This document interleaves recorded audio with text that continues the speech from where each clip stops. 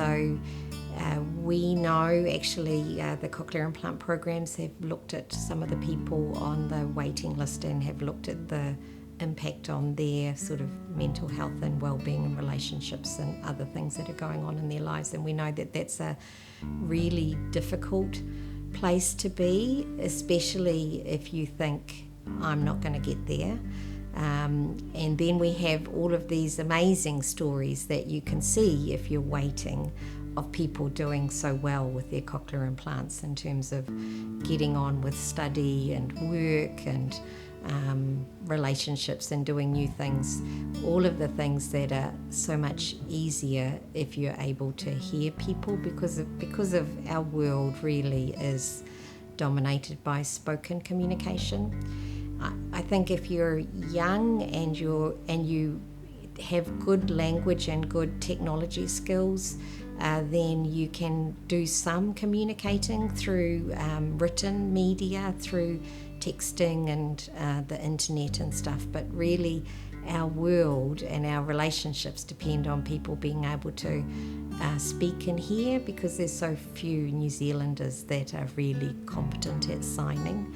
And also, if you're a person who lost your hearing, how hard is it going to be for you to learn a new language? I've been trying, I'm like, nearly 60, I'm trying to learn a new language. I'm going to te reo classes, and I have a PhD.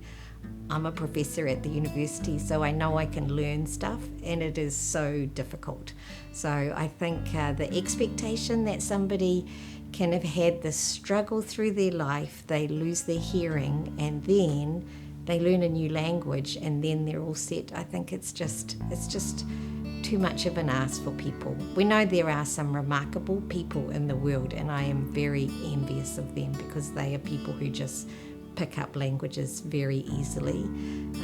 And some of the people in my School of Psychology have looked at those people. We know that their brains are organised differently from most people. Most of us are good at learning other languages if we're exposed to them from when we're little babies, but it's very difficult for us to do it as adults. So even though I know in my research that our adult brain has great neuroplasticity, and that even an old brain has neuroplasticities, and that I will learn this language that I'm trying to master, I know it's very effortful, and I have great sympathy for people who are trying to learn new stuff as sort of adult students.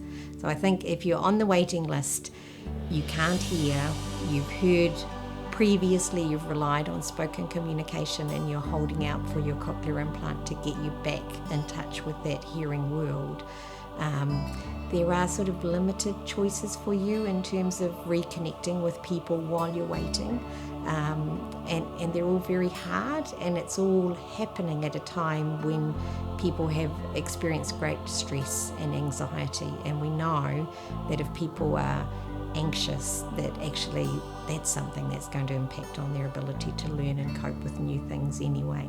So for lots of reasons, our big waiting list for cochlear implants for adults is a big problem in New Zealand.